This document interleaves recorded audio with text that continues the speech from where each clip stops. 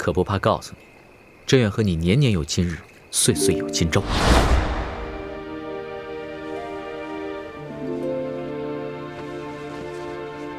此情此景，朕永生难忘。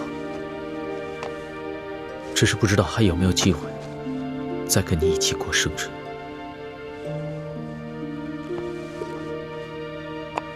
龙小弟，怎么会呢？每年不都有生日吗？每年我们都可以一起过啊。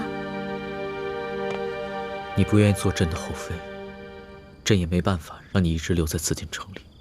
你早晚会离朕而去，如何能陪朕年年过生辰？你是在怪我吗？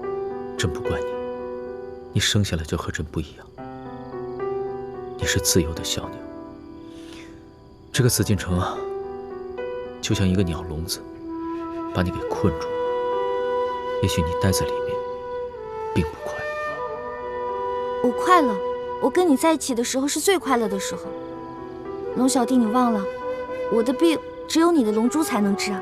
我除非有万不得已的时候，我是不会离开你的。好，朕也想永远把你留在身边，永远，永远，永远。永远那么远，我们还是先珍惜眼下再说吧。是，永远太远了，先珍惜眼下吧。龙小弟，我看你今天好像很疲惫的样子。前些日子为了寻你，积压了这么多奏折，朕可能是批阅奏折太久，所以没有休息好。可是我觉得你今天的眼神有点伤感，是不是太皇太后把你叫过去，跟你说什么事儿了？你还说呢？这还不都怪你啊！朕抛下一大堆事情，悄悄地出宫寻你，被太皇太后好一顿说。太皇太后还要把你赶出宫去，朕安抚了大半个下午，才把她安抚好。龙小弟，我错了，是我太任性了，以后再也不这样了。确实是不能这么任性了，再这么任性的话，恐怕连朕也保护不了你。好了，先回去吧，朕还要批阅奏折呢。要是再留在这儿的话，朕又得分心，那恐怕又得熬夜。知道了，那我先走了，龙小弟。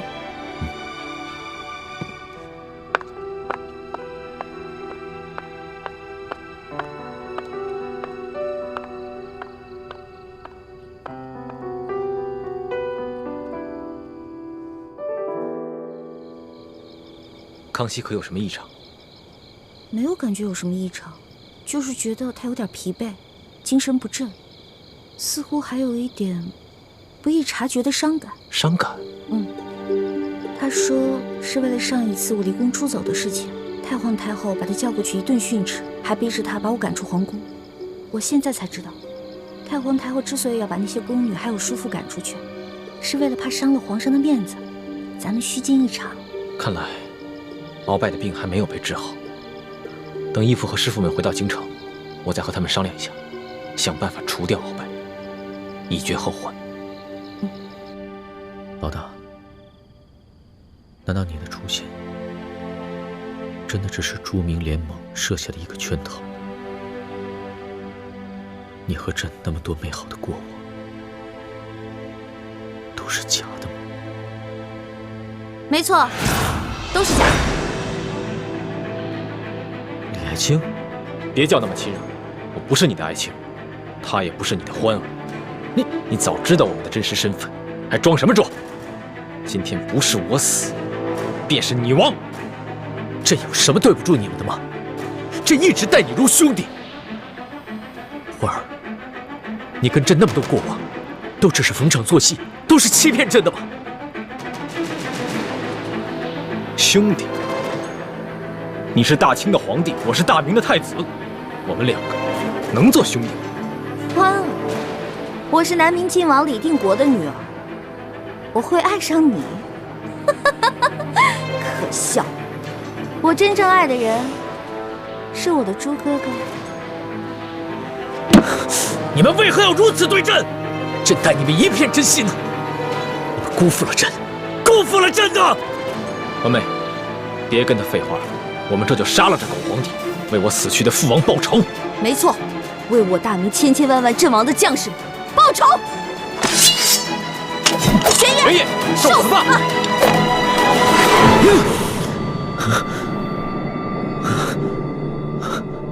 皇上，您是不是一宿没睡了，累着了？真没事。索图到了没？哦，一直在外面候着呢。宣他进来。这，慢着，皇上还有什么吩咐？朕饿了，你亲自去御膳房，取一些朕平时爱吃的小点心来。这。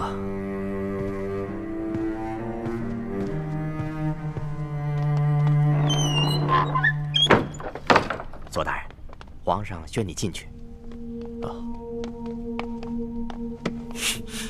奴才给皇上请安。免礼。查得怎么样了？回皇上的话，奴才的心腹根据鳌拜提供的情报，终于查到了明珠谷的所在地，与李易欢兄妹透露出来的信息完全吻合。当地确实在李易欢10岁的时候发生过大旱，而且附近的府县也曾发生过多起库银失盗案。你的手下进入明珠谷没有？没有，明珠谷只有一处隐秘的入口，那是一条易守难攻、机关重重的密道。奴才怕打草惊蛇，让他们先不要妄动。皇上，这种种迹象表明，鳌拜所言非虚，这李氏兄妹是朱明联盟乱党的证据，现在已经是越来越清楚了。可这些证据死还不足，朕要的是铁证，是铁证，明白吗？奴才明白，皇上。可是皇上您要什么样的铁证呢？鳌拜不是有一个卧底叫黑狐在明珠谷吗？朕要亲自见见他。这，奴才这就安排。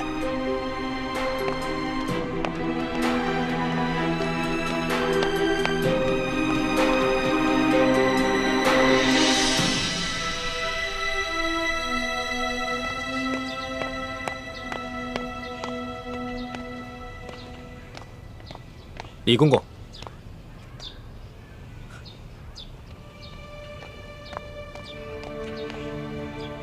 什么事儿？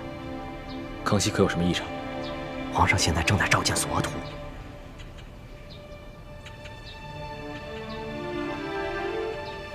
叔父这手上提的是什么？哦，皇上说他肚子饿了，让我亲自去御膳房给他拿点平时最爱吃的点心。往日康熙若是要纯善，都是吩咐你一声，你让手下的小太监去办就行了。今日为何让你亲自去取？难道是跟索额图在商量什么隐秘之事，故意把你支开？我也觉得好像是皇上故意把我支开的。难道皇上对我也起疑心了？不可能，叔父跟我和奕欢的关系，除了义父，没有外人知道。康熙更不可能知道。皇上平时如果跟机密大臣商量什么军国大事，也会把身边的人支开。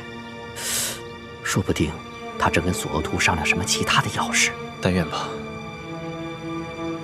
眼下康熙跟太皇太后没有什么异常，但我们切不可掉以轻心。叔父，你要帮我多留意一点宫里的动向，我正在想办法筹集人手，刺杀鳌拜。简青，我求求你们，还是从紫禁城中撤走吧，太危险了。我都一把岁数的人了，我不想再天天的受惊吓。不行，事情还没有明朗，就这么撤走的话，损失太大了，我没办法向义父还有师傅们交代。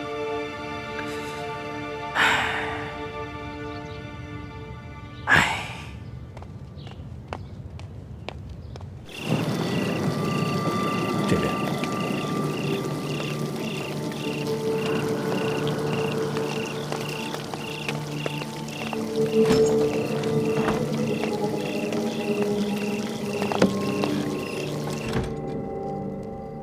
你就是黑狐？回皇上，奴才正是黑狐。你既本是八旗子弟，为何只肯效忠于鳌拜，却迟迟不肯主动与朝廷联系？奴才也是迫不得已。鳌拜执政多年，掌握了奴才家族大大小小的把柄，所以奴才不得不受制于鳌拜。这些年来，奴才只能和鳌拜单线联络。自从鳌拜被圈禁之后，奴才也曾想过向朝廷报密，但却迫于鳌拜继位，不敢造次。直到鳌拜此次真心伏法，把奴才等密探献给朝廷，奴才才有幸口见圣言。抬头说话。谢皇上。你把李欢他们2人在明珠谷的情况细细禀报于朕，绝不得有半点隐瞒。这李建清本名朱慈轩，是前明永历帝的最后一个儿子。永历帝的其他几个儿子都在战乱中失散了，下落不明，因此朱慈轩就被李定国那帮前明余孽们奉为了前明最后一个太子。这李义欢是李定国的小女儿，和朱慈轩是同年同月同日生。据说永历帝留下遗诏，为朱慈轩和李义欢从小定了亲，所以李义欢又被这些前明余孽们尊奉为未来的太子妃。他2人从小青梅竹马，一同长大，感情深笃。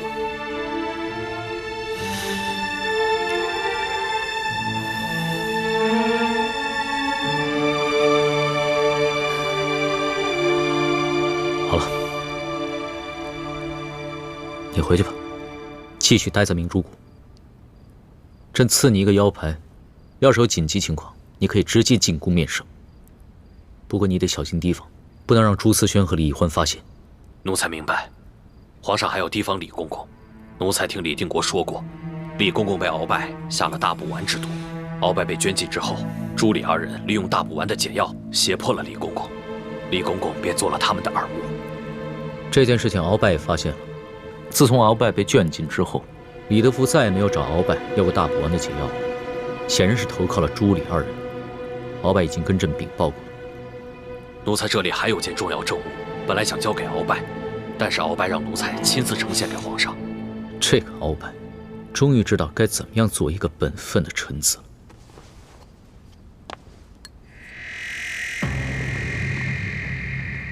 皇上，这就是3把金钥匙其中之一，原本是在吴三桂手中。吴应奇护送永历帝的遗物进京途中，被李义欢的师姐樊倩影调了包，钥匙落在朱慈轩手中，所以奴才才有机会又从朱慈轩手中调了包。也就是说，现在吴三桂和李定国手里的金钥匙都是假的。这把金钥匙才是吴三桂绞杀永历帝后，从永历帝身上得到的赠品。好，你做得很好。待朕剿灭乱党之后，必将重重赏你。奴才谢主隆恩，奴才不便在此久留，奴才告退。去吧。谢皇上。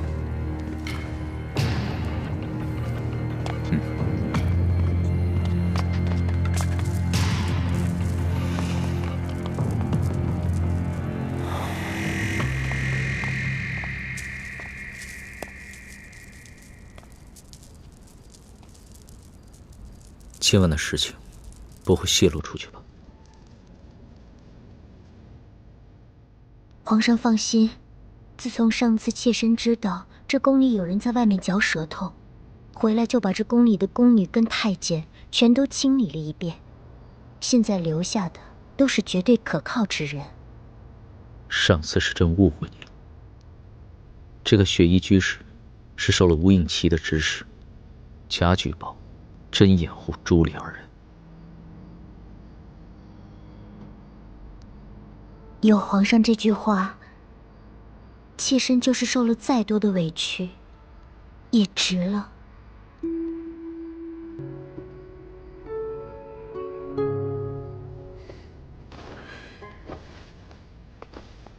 皇上，接下来该怎么办？要不要马上抓捕雪清城、朱慈轩、李义欢？此事让朕再想一想。你先归安。这。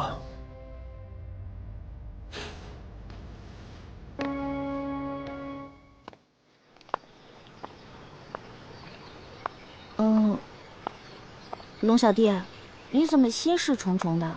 有什么事儿吗？还不是吴三桂又给朕出难题了。不提这些烦心事了，你且陪朕散散心就好了。哎，过来看，看到了吗？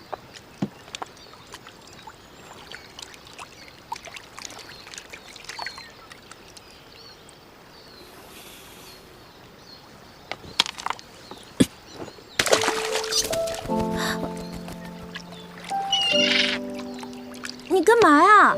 你干嘛打那对鸳鸯，拆散他们夫妻啊？大难临头各自飞，他们根本就不是什么恩爱夫妻，只不过逢场作戏罢了。为什么这么说？你不信？那你看那只雌鸳鸯飞回来了吗？如果它真的爱着那只雄鸟，怎么会因为一颗石子就一去不返了呢？真的哎，那只雄鸳鸯也不知道上去追，就知道在那傻等，真够笨的。它不是笨，只是伤心了。如果那只雌鸳鸯真的有情有义，那它就应该飞回来，而不是这么等着那只雄鸳鸯飞过去找它。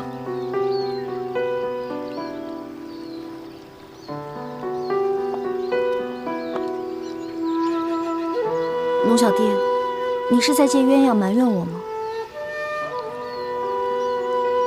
也不是埋怨，只是有一些伤感罢了。太皇太后一直对你不满，皇后和后宫的嫔妃也一直对朕宠爱你多有非议，连朝中的大臣都对朕非议不断。你知道朕承担了多大的压力吗？我知道，其实我也为你承担了很大的压力，所以才会选择离开你。但是当我看到你不顾一切来找我的时候，我顿时没有了主意，只有跟你回宫。你对朕的一片真心，朕是能感受得到的，这也是朕最大的欣慰之处。其实，朕根本就不是怕什么压力，朕怕的是你一直在拒绝朕，逃避朕。你心里一直念着你那未婚夫，早晚有一天你要出宫跟他成婚。每每想到这儿，朕就觉得心痛如绞。你明白吗？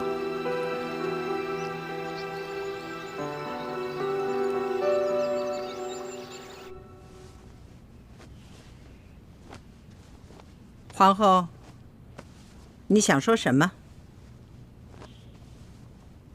皇祖母，皇上已经见过了鳌拜还有黑狐，已经确认了李建清和李易欢的真实身份。可皇上为什么还迟迟不将他们捉拿问斩？难道到了这个地步，他还是割舍不下吗？鱼在网里，你还怕他跑了不成？这次皇上是动了真情了，这一跤他是跌得不轻啊。也算是他一次挫折吧，给他一点时间缓缓，待他醒悟了，自然就会收网。皇后啊，万万不可心急。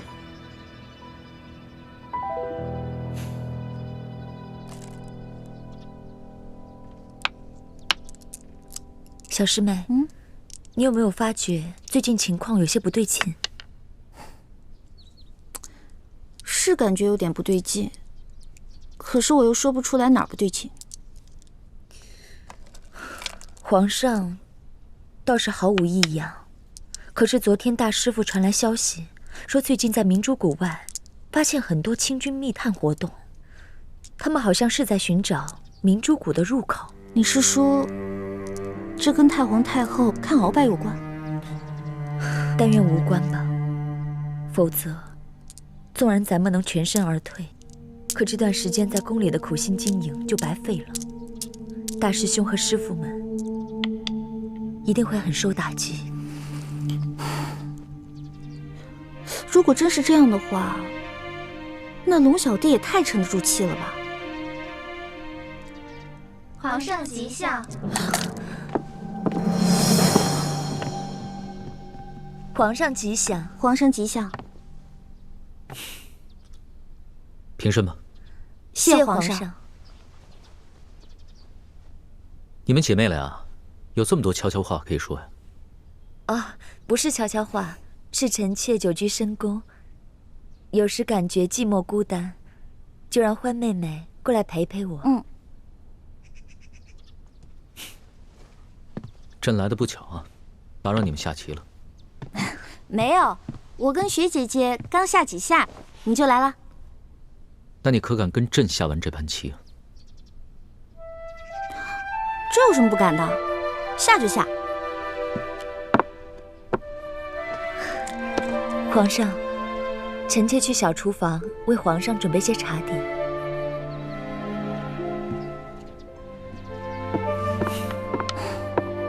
农小弟，你确定要下这儿吗？你可输定了。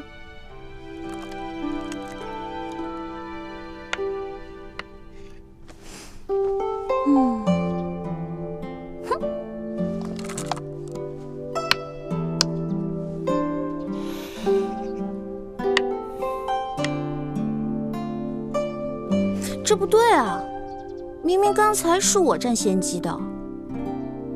你占尽先机，是因为朕一直在让着你。世事如棋，不到最后，谁输谁赢，又有谁知道呢？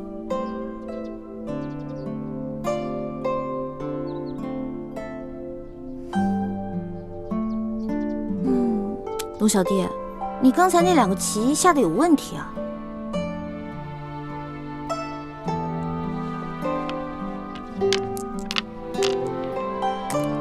应该这样。好了，我赢了。毁棋呀，落棋不毁真君子。反正我又不是君子，我是小女子。龙小弟，这盘棋你输了。好，那朕认输。其实这世间事，赢又如何，输又如何？只要能哄得你一时开心，朕认个输又何妨？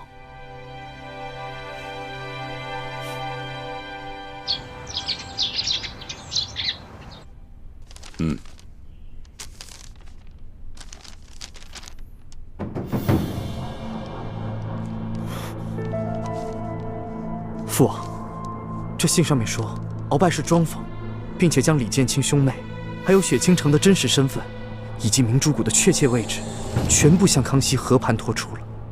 这是真的吗？这是本王安排在鳌拜身边的眼线传来的密信。我们幸亏终于建成了飞鸽传书的新渠道，从京城发一封密信到滇都3天可达。眼下主子仙李一欢他们的情况一定十分危险。那父王打算如何应对呢？李定国虽然已和父王歃血结盟，可我总觉得他不能放下过往，对本王绞杀永历帝一事始终是耿耿于怀。本王和康熙的关系更是日益紧张，如果这个时候我再出手，就会激怒康熙，加快他撤藩的步伐。我看不如这样，本王就当什么都不知道，让他们二虎相争。万万不可啊，父王！我们大家都知道，李建清的身份特殊，是南明永历帝的最后一个儿子，也是诸明联盟的精神支柱。他如果死了，那整个诸明联盟的神也就散了，并且再难成事。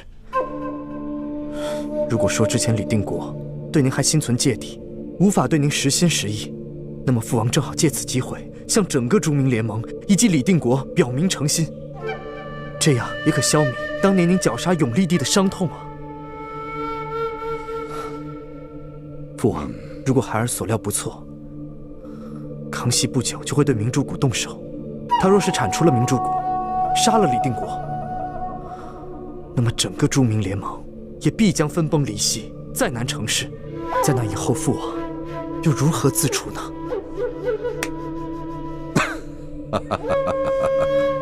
父王真是糊涂了，还是妻儿你点醒了父王。你这就向李一欢他们示警，协助他们撤离紫禁城。这可还来得及吗？从康熙秦鳌拜就可以看出，他一定会运筹帷幄，布置周全，方才动手。他想把明珠谷一网打尽，就要费些时间布置，希望还来得及。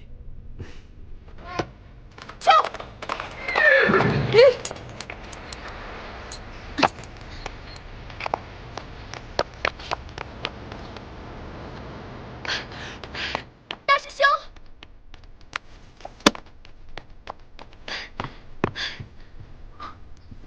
樊师妹，你跟叶师弟不应该在滇都吗？怎么突然跑回京城来了？哎呀，这个你就先别问了。我和叶师弟3天前就已经到京城了，只是一直没有告诉你们。我现在赶来是有紧急的情报要告诉你们。我刚刚接到吴应奇的飞鸽传书，你、雪姐姐还有小师妹的身份都已经暴露了。你怎么知道的？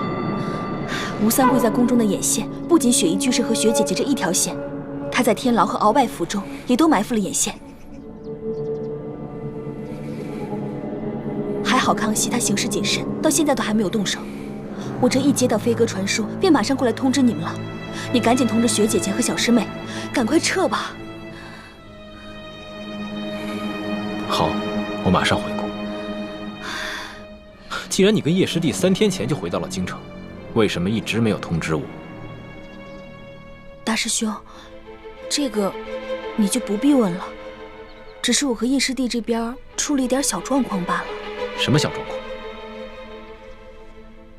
是不是叶师弟还是放心不下易欢，在滇都待不住了，想要偷偷跑回京城私会易欢？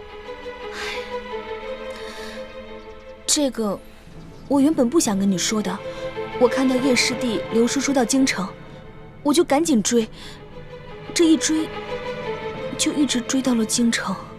叶师弟人呢？这3天我一直在劝他，叶师弟也已经答应了要悄悄跟我回滇都。我们想就当这个事儿从来没有发生过，可就在这个时候，我接到了应奇的飞鸽传书，原本想让叶师弟跟我一起来见你，可是他不肯，我就自己来了。想不到，不仅康熙不肯对易欢放手，就连我自己的兄弟，也还惦记着我的女人。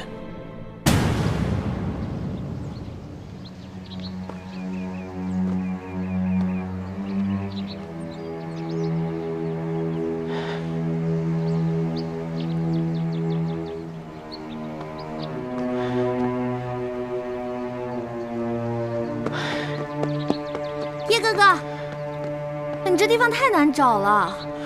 小师妹，你总算来了。你不知道我等你等的好心焦啊。你以为皇宫那么好出来啊？想进就进，想走就走啊？我费了老大劲儿才骗过守卫呢。咱平时不在慈航药铺接头吗？为什么今天在这儿啊？而且你给我的暗号那么少，我找你一路了。我故意把暗号留得很少，就是不想明珠谷其他的人看见。为什么？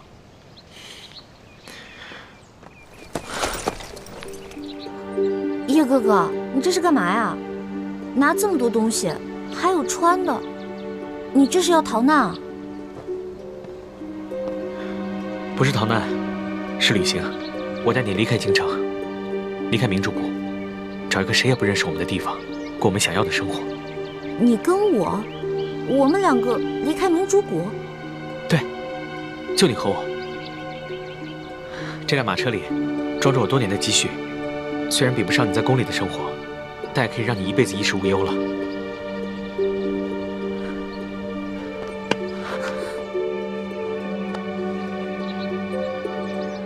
小师妹，跟我走吧。我们找一个谁也不认识我们的地方，重新开始我们的生活。我保证，我会把我最好的全部都给你。我不会像康熙那样拥有无数的女人，我这辈子就只爱你一个。叶哥哥，你疯了吧？你跟我说出这样的话？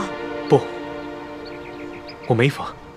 你自己好好想一想，康熙他真的爱你吗？他有江山和美人，他只是图个新鲜罢了。就算康熙他真的爱你，可你是前明靖王的女儿，是前明永历帝钦定太子妃。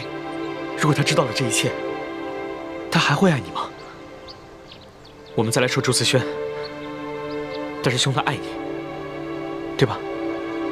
你错了，大师兄和康熙一样，爱的都是江山。你们的情谊在江山面前，比起来什么都不是，比一根羽毛还要轻。他们跟你不是一路人，我跟你才是。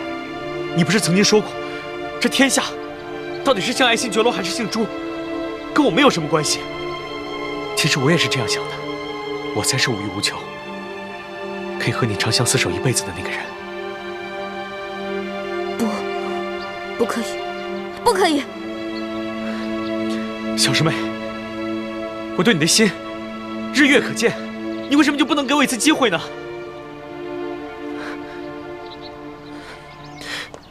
哎，叶哥哥，你干什么呀？你这次偷偷约我，我没有告诉朱哥哥，因为我怕我告诉他，会破坏你们兄弟之间的感情。但是请你以后别再说出今天这样的话了。一欢，你当真不愿跟我走是吗？叶哥哥，我不能出宫太久，康熙已经在怀疑我跟朱哥哥，我得赶紧回去了。叶哥哥，你干什么呀？小师妹，我不想勉强你，但我已经别无选择了。叶哥哥，你疯了吗？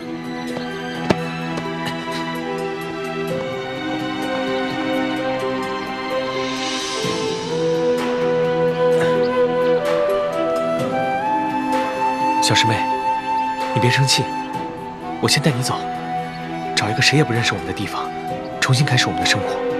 等我们成了亲以后，我再和你回来。向靖王还有我爹爹谢罪，别怪我。将来有一天，你会感谢我的。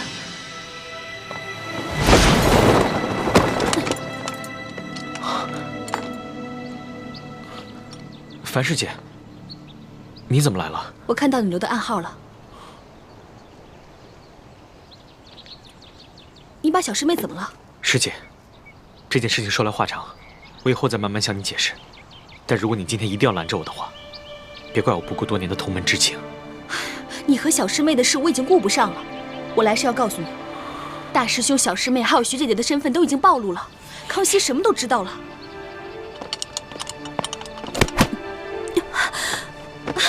樊姐姐，你说的是真的吗？龙小弟已经知道了。那学姐姐跟朱哥哥知道了吗？我先通知的大师兄，再赶来通知叶师弟的。而且，咱们慈航药铺的据点也暴露了，所以我和大师兄约在北郊的镜湖见面，咱们赶快和他们去会合吧。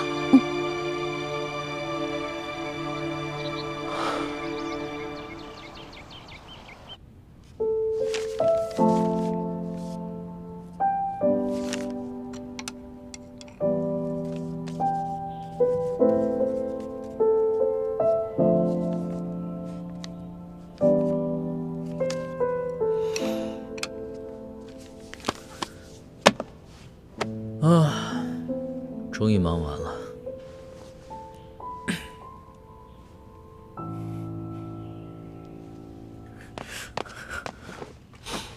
皇上，李德福，你这是做什么？皇上，奴才有罪，请皇上饶命。你何罪之有啊？皇上，奴才有2项大罪，每一项都是杀头的。请皇上准许奴才戴罪立功。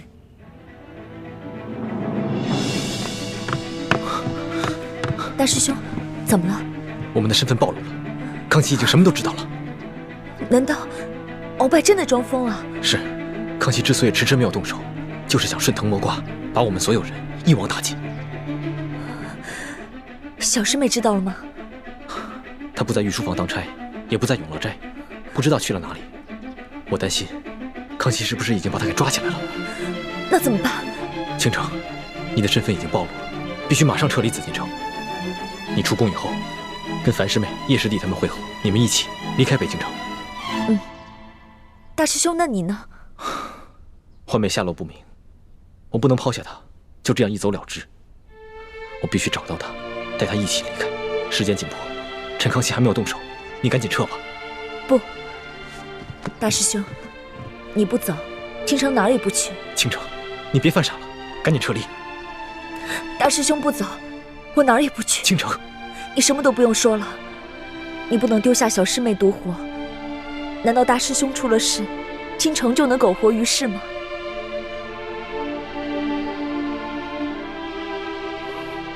倾城，我不值得你为我这样。值不值得，由我的心决定。大师兄，我们3个人一起进的宫，要走就一起走。小师妹武功不好，多一个人多份力量啊。等找到她以后，凭我们俩的武功和她的轻功，一定可以全身而退的。好，我们分头找，半个时辰以后再用到斋会合。原来你就是鳌拜勾结的那个内奸呢。皇上，奴才也是迫不得已。当时鳌拜权倾朝野，休说奴才，就连满朝文武也要看他的脸色行事。鳌拜还逼着奴才吃下了大补丸，奴才不得不听命于他。皇上，但是奴才从来没有做过危害皇上和危害大清之事啊！在朕的膳食中下毒，还不算危害朕和大清之事。皇上饶命，是鳌拜胁迫奴才下的药，但是不伤及性命，只是让皇上精神倦怠，疏于治理朝政。如果老奴不下药的话，鳌拜也会另找他人下药的。好你个奴才，还这么会狡辩！皇上，奴才不敢狡辩，奴才只是如实的坦白，如何受制于鳌拜。求皇上饶命，求皇上饶命，饶了老奴的狗命吧！这第一罪，不仅你有，朝中大半臣子都有。朕曾经说过，赦免所有过往听命于鳌拜之罪。朕乃天子，金口玉言，所以你这第一罪，朕便赦免了你。那这第二大罪，谢皇上。鳌拜伏法以后，并没有供出奴才，奴才仍然悄悄地找鳌拜去拿解药。可是没想到，那一日，站住！站住！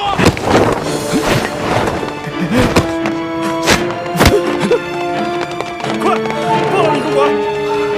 李太医，你杀了我，你也活不了。李德福，你别以为杀了我，就没有人知道你是鳌拜的内奸了。你别忘了，我还有我的妹妹易欢，我若是死了，她绝对不会放过我。李公公，您知道的，我这个人啊是不会害别人的，但是我最讨厌的就是那种暗中害别人的。所以，只要你不对我们兄妹两个起什么歹心，那我们自然不会对你怎么样。但如果你心里对我们兄妹两个……当时李氏兄妹答应过奴才，不把此事告诉任何人。奴才以为他们不过是皇上派在鳌拜身边的奸细，虽然探知了奴才为鳌拜所用，但却慈悲为怀，愿意放奴才一马，不说破此事。奴才心中还是感激，但是没料到，既然叔父想活不想死，那么只要你把铜匣交出来，我马上把大补丸的解药给你。李氏兄妹拿着大补丸的解药，要挟奴才，让奴才充当他们的耳目。奴才以为他们不过是跟鳌拜一样，想要探听皇上和太皇太后的消息，好要得圣宠。奴才也就答应了。那你的毒解了吗？没有，奴才每个月仍还得服食一次解药，否则大补丸之毒一发，奴才就生不如死啊！既然如此，那你为何还向朕自首啊？那日皇上和索大人怀疑李氏兄妹都是朱明联盟的乱党，奴才简直吓得魂不附体啊！不瞒皇上，奴才这些天来一直在反复的思虑，越想越觉得这李氏兄妹真的可能是乱党。奴才已经侍奉过3代帝王，皇上比太宗皇帝和先皇都更英明睿智。我大清朝有了皇上，一定会国运昌盛，天下太平，百姓安居乐业的。奴才若是帮臣子们探听消息，争宠夺利也就罢了，但是不能帮助乱党去干这些危害大清之事啊！奴才左思右想，才决心向皇上自首，并且出手李氏兄妹。求皇上念在奴才这几10年来侍奉了3代帝王的份上，饶了奴才吧。你这第2个大罪，果然是杀头的重罪。皇上饶命，皇上饶命啊！当初皇上如此宠幸李氏兄妹，就连皇后和索额图大人都不敢相劝，太皇太后也无可奈何。奴才又怎敢不听他们的话？但是，奴才已经醒悟了，奴才拼着一死，也要向皇上出手他兄妹二人。皇上，就算不饶恕奴才，奴才也好歹算为皇上清除了身边潜伏得很深的2条毒蛇，也算奴才为大清尽忠了。算你聪明。其实朕早就知晓了李氏兄妹的真实身份，他们根本就不是兄妹。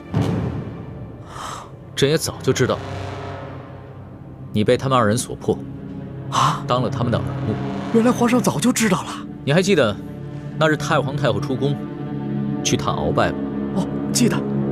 那鳌拜的疯病越发的严重了，居然连奴才都不认得了，还把他喝的那碗汤药泼了奴才一脸一身呐。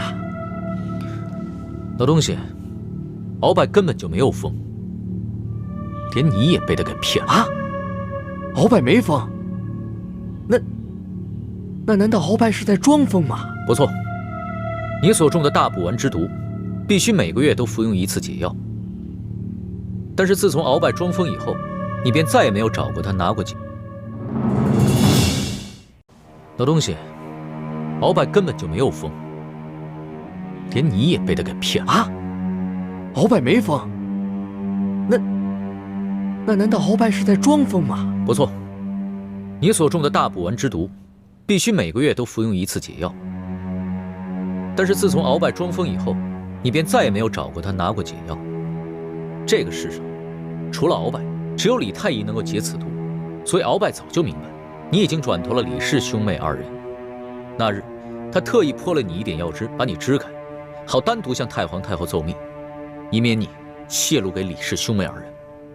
皇上，鳌拜虽曾祸国殃民，但是他没有真的疯，也算是我大清之福了。那奴才也就死而无憾了。虽然朕早已知晓了真相，但是你肯向朕自首，并出手李氏兄妹，可见你的心中还是有朕的。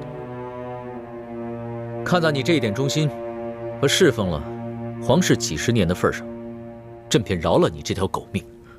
多谢皇上恩典，多谢皇上恩典。你先暂且不动声色，配合朕将李氏兄妹及其背后的反党一网打尽。事成之后，朕自会让鳌拜交出大补丸的解药，免了你日后的后顾之忧。谢皇上。起来吧，别让李易欢给发现了。这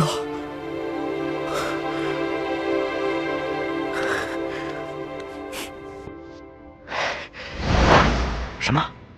鳌拜装疯？眼下形势非常危急，不仅我跟易欢的身份暴露，就连你在暗中帮助我们传递消息的事情也肯定暴露了。康熙只是不想打草惊蛇，才装作不知道。哎呀，哎呀！我就说过，我这条命早晚会搭在你们手上。哎，叔父不必如此沮丧，我早就说过，绝对不会连累叔父。好在义父不想让朱明联盟的人知道有你这么一个弟弟，所以叔父的真实身份就只有义父我易欢知道。眼下我们就要撤离紫禁城了，也不能抛下你不管。这样吧，叔父，你跟我们一块撤吧。我跟你们？哎呀，我才不想跟你们去干那种杀头灭族的勾当呢。我在这宫中都已经30年了，都已经习惯了，我到外面没法生活呀。既然叔父不愿意离开紫禁城，那我也不勉强你。不过，康熙已经知道了你在暗中帮助我们传递消息，叔父接下来在宫里的日子，怕是不好过了。这样吧，我给叔父指条生路。啊，生路？什么生路？你马上去向康熙自首，举报我们。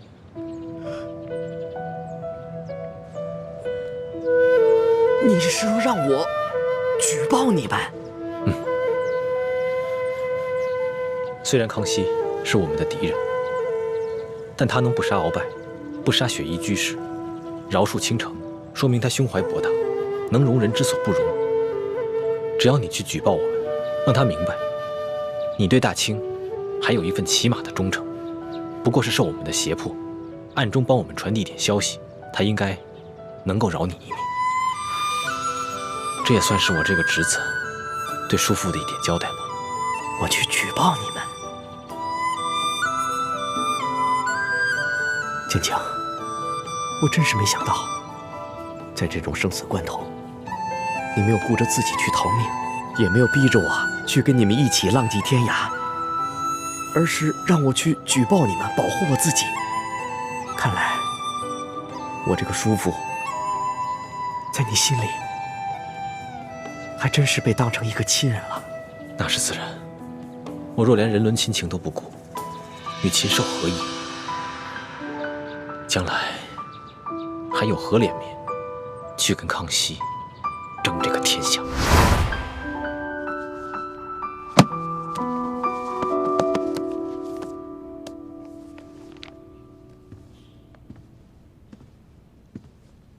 老东西，哎，看看这个吧。哎，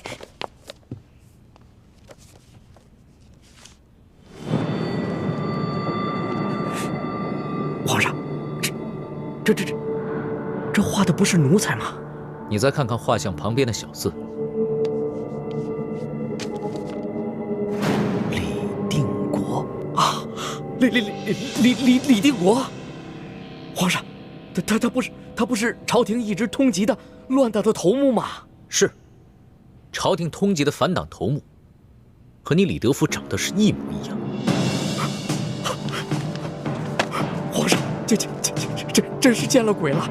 皇上，奴才是个孤儿，少年就进了宫，在这宫中30余年来，从未踏出宫中半步，也没有跟宫外面的人有任何联系，更不认识这个李定国，求皇上明鉴。太皇太后也说，你这几十年来在宫中甚是规矩，除了喜欢贪点小权，弄一些钱财，和外界的关系甚是干净，所以你不可能与反党有瓜葛。你向朕自首，朕才会饶了你。行了，起来吧。谢皇上和太皇太后恩典，奴才感激涕零。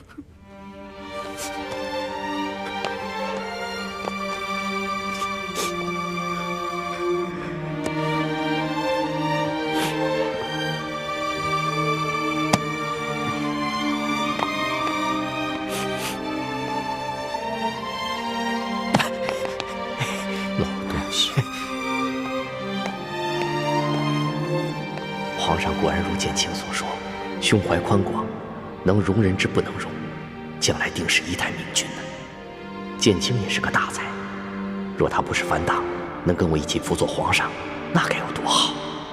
唉，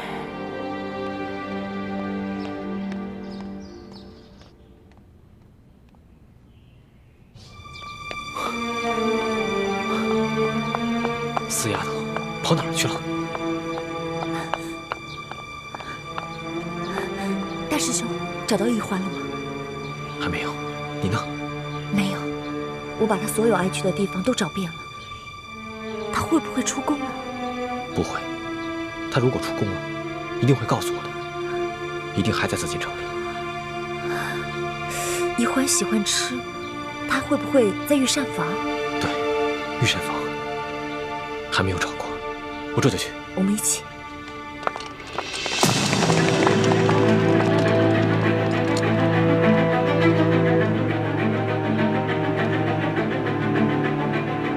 李太医也在，真的太好了，也省得我再跑一趟太医院，单独请李太医来赴宴了。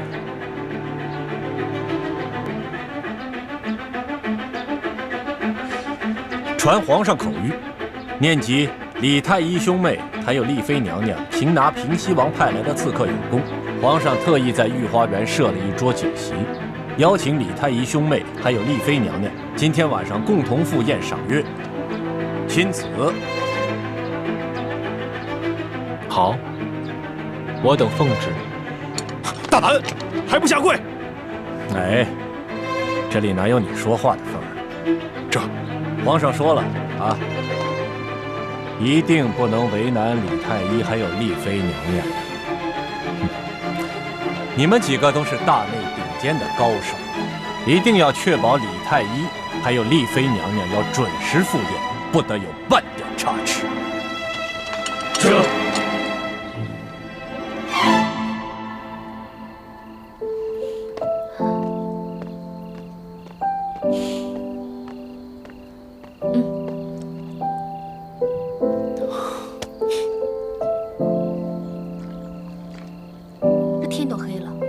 师兄和雪姐姐怎么还没赶到？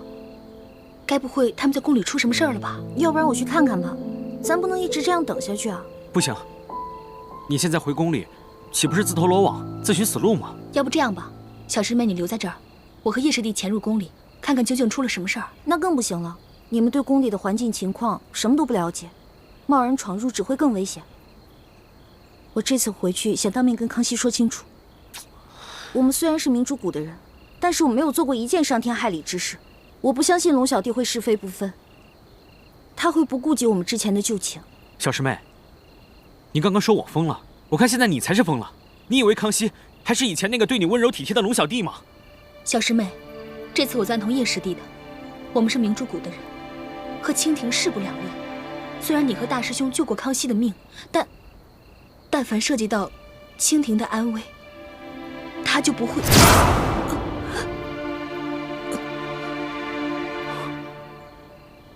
樊氏姐，小师妹，你……樊姐姐、叶哥哥，对不起了，我刚刚在你们喝的水壶里放了呆若木鸡散，因为我知道你们不会让我回去的。但是我心里早就想好，我要回去接应雪姐姐跟朱哥哥，我要当面跟龙小弟说清楚。你们放心吧，2个时辰以后你们就没事了。我得先走了。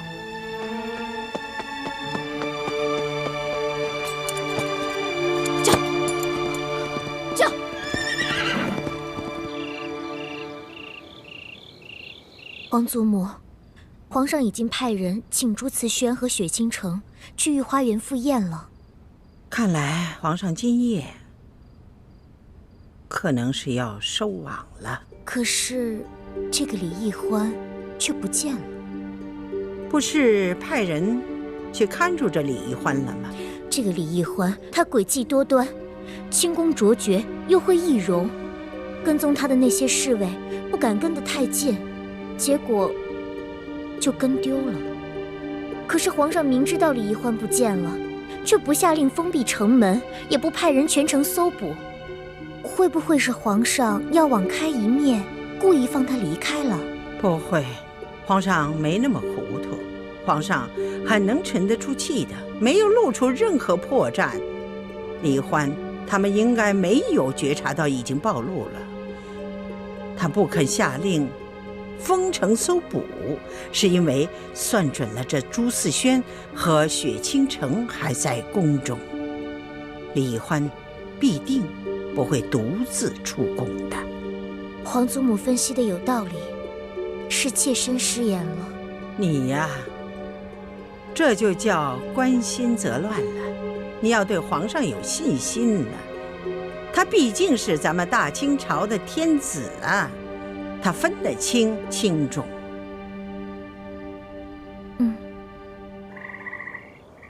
明月几时有？把酒问青天。李太医，不对，朕应该叫你朱家太子。今夜月色如何呀？这月色温柔如水，自是美不胜收。不过只可惜这月色背后，似乎隐有杀气，未免有些煞风景。朱家太子入宫有一段时日了，还是第一次像今夜这般与朕一同畅饮赏月。正好，咱们打开天窗说亮话，说说心里话。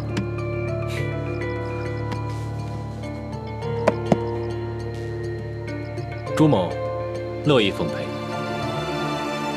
朕问你，在你的心中，朕是怎样的一位皇帝？皇上天纵英才，年少有为，励精图治，博学广识。更难得的是，胸怀宽广，能容常人之所不能容。虽然年纪轻轻，已将帝王之术洗得炉火纯青。没想到朱家太子对朕的评价这么高。不过朕相信，你说的都是实话，都是出自真心，发自肺腑。那你知道，在朕的心里是怎么评价你的吗？朱某愿闻其详。你亦是天纵英才，年少有为，励精图治，博学广识。最重要的是，你胸怀宽广。你说朕能容常人之不能容，你却是能忍常人之不能忍。你年纪轻轻啊，就已经具备了为君者之才能格局。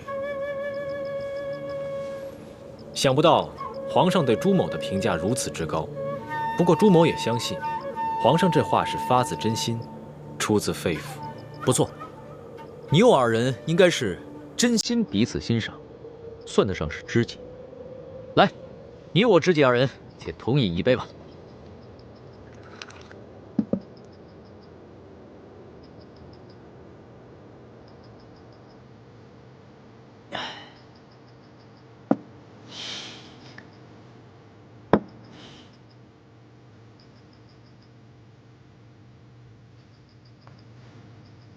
但是，这个地位远非天纵英才便可为之，还要看时宜、命运。朱思轩，你朱明王朝气数已尽，这天下是我爱新觉罗之天下。你若有大才，当应知道大丈夫行事，应当顺应天意和时势，逆天不祥，逆势必败。不错。这帝王天子，实乃天命所归，但这时与命，岂有定数？皇上自幼博览群书，当知史上从无一族人能久战中原。纵然蒙古铁骑强占了大宋江山，建立了大元帝国，但大元帝国的统治一直都是摇摇欲坠。纵然勉强支撑，也未能撑过100年。大元帝国未能撑过100年。主要是败在元朝数代皇帝都固步自封，不肯学习中原文化，一味的强权镇压。但是朕不一样，朕会遵孔孟，行儒术，大力推行满汉乃至各民族融合，共谋发展。到时候，天下各民族都是一家，都是朕的臣民。我爱新觉罗氏，绝不会重蹈前元的覆辙。皇上雄心勃勃，朱某佩服。你我本该是不共戴天之大敌，不过我也衷心祝皇上能够说到做到。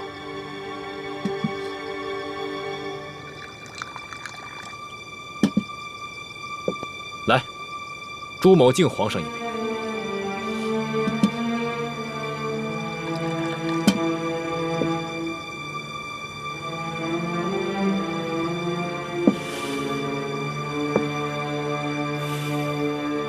皇上，难得你我还能坐在这里把酒赏月，不如朱某为皇上以武助兴如何？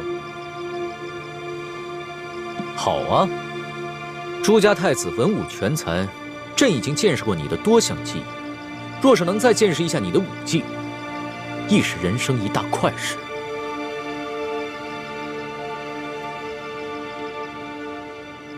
皇上。倾城自入宫以来，多蒙皇上照顾，倾城感激不尽。如今分别在即，就让倾城为皇上第一次献舞，也是最后一舞。丽妃以舞向朕告别，也算是有心了。龙小弟、朱哥哥，你们千万不要动手啊！不管你们谁杀了谁，我都受不了。菩萨保佑，菩萨保佑啊！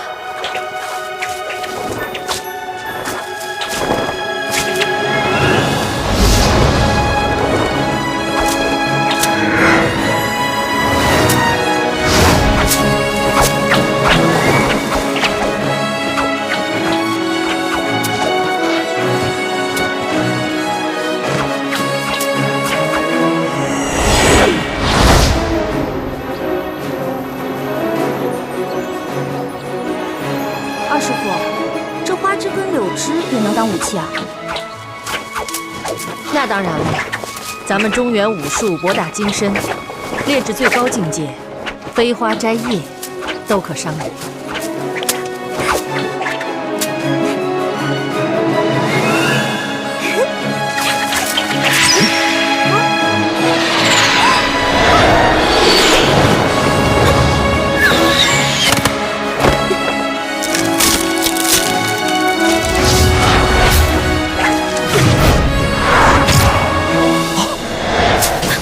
皇上！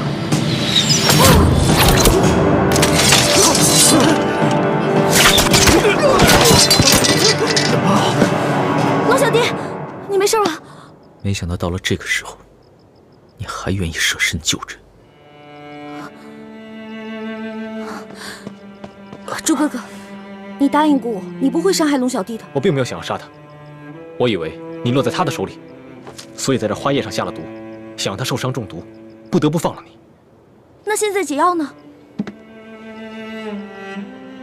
只要他放我们平安离开，我自会交出解药。你没事？朕穿了你给的金蚕背心。一欢，你之前去哪儿了？我们都快担心死你了。我之前出宫了一趟，遇到了樊姐姐，我才知道你们在宫里有危险。我这次回来是跟你们同生共死的。大师兄，左额图不见了。一欢，你不该回来的。康熙已经布下天罗地网，我们逃不出去了。龙小弟，你真的要把我们全都杀了吗？太皇太后下了懿旨，要将你们这些反党一网打尽。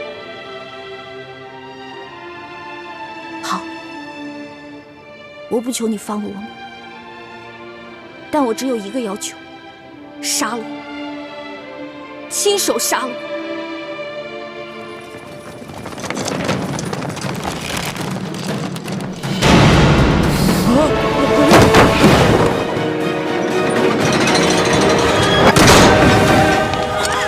皇上！李公公，扶着他，扶着！别白费功夫了，你们逃不出去的。朱思轩、李易欢、雪倾城，尔等已是笼中困兽，不要再负隅顽抗了。若是你们肯归降于朕，朕保证既往不咎。皇上，还是让奴才把这帮朱明联盟的余孽全部拿下吧。退下。这。朱慈轩、李易欢、雪倾城，你们都听好了。你们虽然是前明的余孽，但是你们屡次救了朕的性命。如果朕现在就杀了你们，你们一定会认为朕是一个无情无义、残忍嗜杀的暴君。所以，朕决定给你们一个机会。龙小弟，你是说你要放了我们吗？如果你们觉得朕是一个好皇帝，能够造福百姓，那朕希望你们可以留下来，辅佐朕，打造一个太平盛世。如果你们不愿意留下来，那朕也会放你们归去。玄烨，今日你假作大度的放了我们，不过是想兵不血刃的瓦解我们朱明联盟，然后再逐个剿灭我们。朱思轩，你不要曲解了朕的一番苦心。你若是执迷不悟的话，只怕是江山未复身先死。你们要是不想留下，那朕可以放你们出宫。但是出了宫门，从今往后，你们就再也不是朕的朋友，而是我大清的敌人。玄烨，今日你放了我，总有一天你会后悔的。你不是说过吗？说朕胸怀宽广，能容常人之不能容。朕和你一样，恩怨分明。你们屡次救过朕的性命，朕受了你们的恩惠，放你们出宫，也算是还了这份情谊。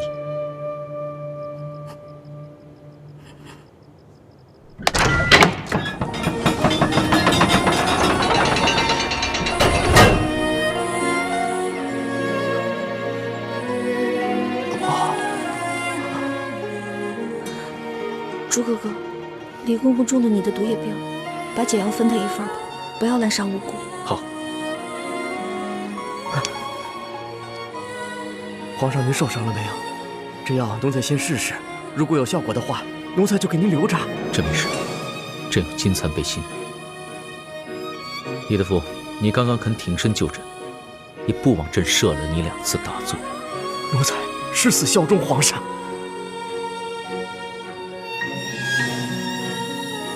索图，奴才在。传朕旨意，放李易欢、朱慈轩、雪倾城3人出宫，3日之内不得追捕。3日之后，他们就是朕的敌人，一经发现，立即捕杀，绝不留情。奴才遵旨。你们听到了吗？放他们出宫。现在是走是留？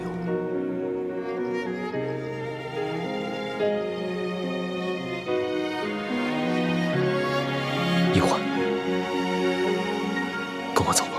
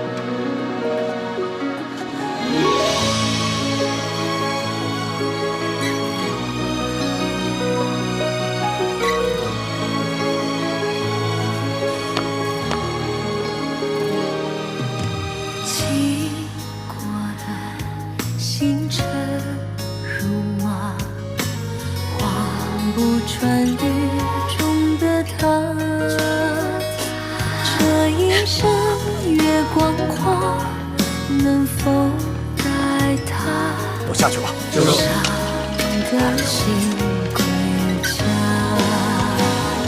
愿做他掌上的明珠，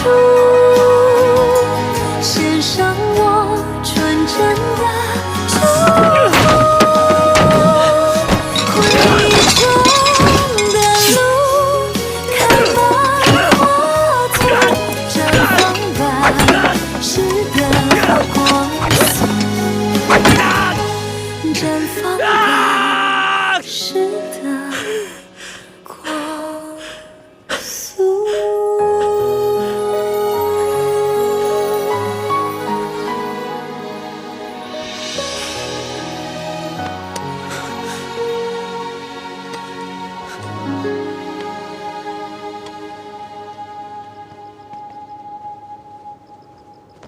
皇上，你可是一国之君啊，为何置大清安危不顾啊？皇祖母，孙儿并没有置大清的安危于不顾。你明明已经是放虎归山了。皇祖母，朱仁义、朱新南、朱思轩是一个难得的文武全才，若是能为我大清所用，那将是我大清之福。他若是不臣服呢？那朕就拔了他的牙，剪了他的爪。一只没了牙和爪的老虎，也就不足为虑了。他是前明的太子，只有收服了他，才能算真正的收服了人心。崴心绝落时，才算是真正坐稳了江山。真是深谋远虑呀！皇祖母都不如你呀！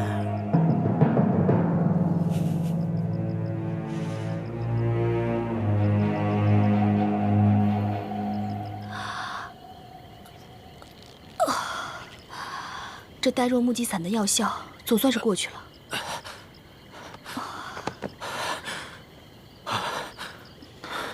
小师妹进宫都2个多时辰了，他和大师兄雪师姐怎么还没出来？不会是遇到什么意外了吧？不行，我去救他们。哎，你现在着急也没有用，这药效刚刚才过，至少还要过一会儿，我们才能行动自如呢。樊师姐，我能拜托你一件事情吗？什么事啊？我带小师妹私奔的事情，还请你不要告诉任何人，行吗？